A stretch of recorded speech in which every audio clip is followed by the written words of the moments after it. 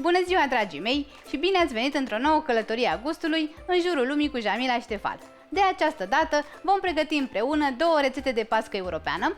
Vom începe cu o pască germană și vă voi arăta cât de ușor o putem transforma într-una poloneză cu cacao.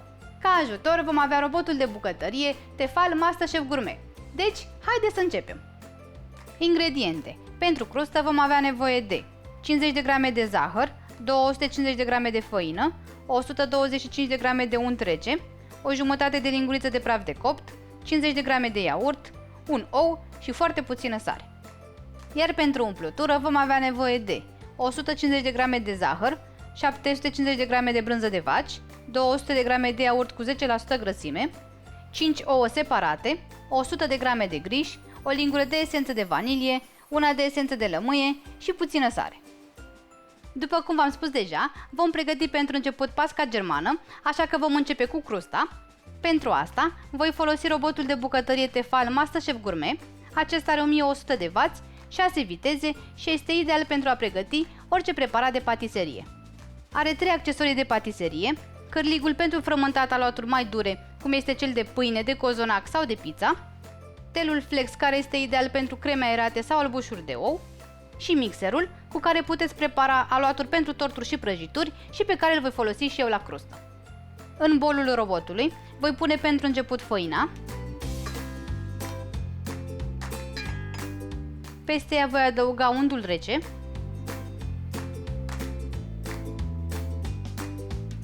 zahărul, praful de copt și sarea. Voi mixa totul foarte bine până când amestecul va avea textura nisipului ud. Când amestecul arată cam așa, putem adăuga oul și iaurtul și mai amestecăm, doar că să se formeze aluatul.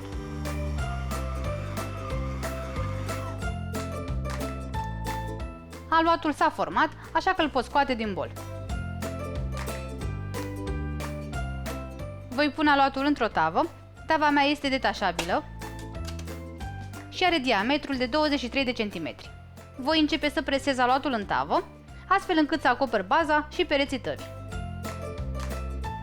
După ce am tapetat tava cu aluat, o voi pune la frigider cât timp ne vom ocupa de umplutură.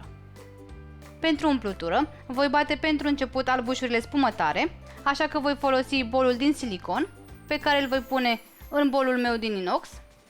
În felul acesta pot să bat albușurile fără să fie nevoie să le transfer și să spăl bolul. Voi pune albușurile care sunt la temperatura camerei în bol,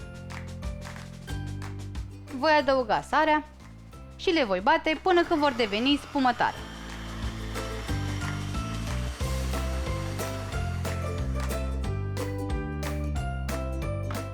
Albușurile sunt gata,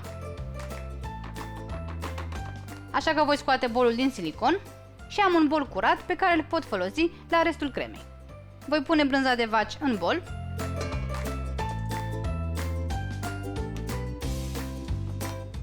voi adăuga iaurtul, grișul, zahărul, gălbenușurile, esența de vanilie și esența de lămâie. Mixez totul foarte bine cât să am o cremă omogenă. Când ingredientele sunt bine omogenizate, voi schimba telul cu accesoriul delicatul, care mă va ajuta să încorporez albușurile fără să pierd aerul din acestea. Adăugăm albușurile puțin câte puțin până când le vom pune pe toate.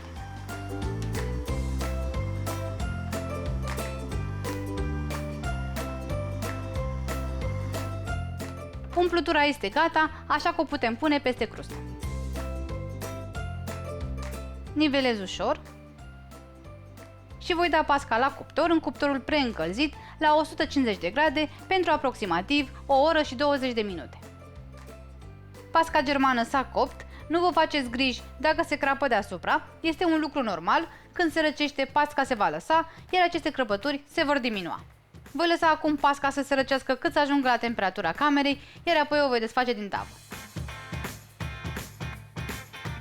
Pasca s-a răcit, așa că pot îndepărta inelul tăvii O voi pune acum în frigider și o voi lăsa pentru 3-4 ore.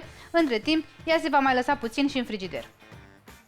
Pentru pasca poloneză, vom începe tot cu crusta. Avem aceleași ingrediente ca la pasca germană, doar că în plus vom pune 20 de grame de cacao. Deci vom proceda la fel ca la pasca germană. Punem făina în robot, adăugăm untul, zahărul, cacao, praful de copt și sare. Mixăm bine până obținem textura nisipului ud.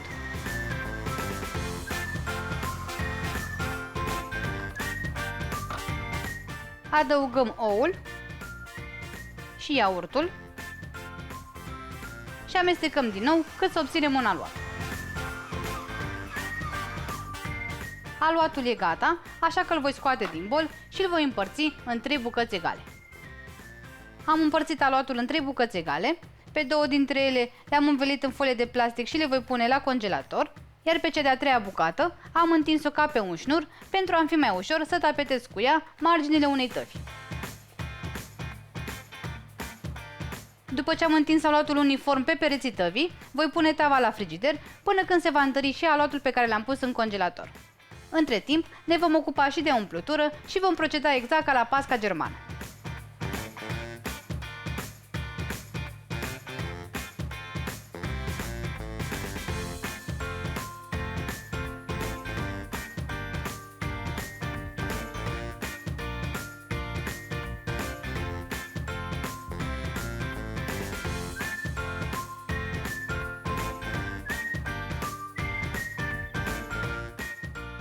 Când aluatul din congelator s-a întărit, vom lua o bucată și o vom da prin răzătoarea mare.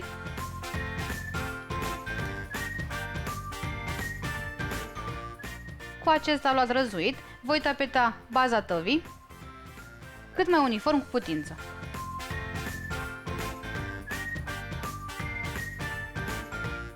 Peste aluatul răzuit, voi pune umplutura de brânză, nivelez, iar deasupra voi răzui și ultima bucată de aluat.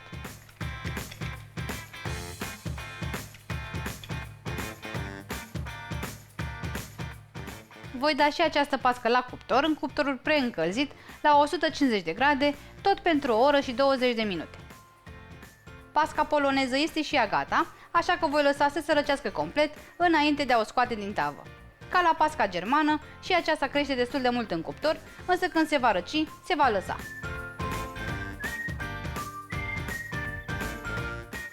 Când pasca s-a răcit, voi desface inelul detașabil al tăvii și o voi pune și pe ea la frigider pentru cel puțin 3-4 ore înainte de a o servi. Pasca s-a răcit, așa că am putut să tai câte o felie din fiecare, arată absolut minunat. Avem aici pasca germană cu vanilie și pe cea poloneză cu cacao. Amândouă sunt foarte gustoase, blatul este aerat, aromat și ușor de preparat. În pasca germană mai puteți adăuga stafide sau orice fel de fructe uscate, iar în cea poloneză cu cacao mai puteți adăuga ciocolată topită, ciocolată bucățele sau cacao. Sper din suflet că v-au plăcut propunerile mele de pască și că veți încerca cel puțin una din aceste rețete. Vă aștept și în următoarea călătorie a gustului împreună cu Jamila și Ștefan. La revedere!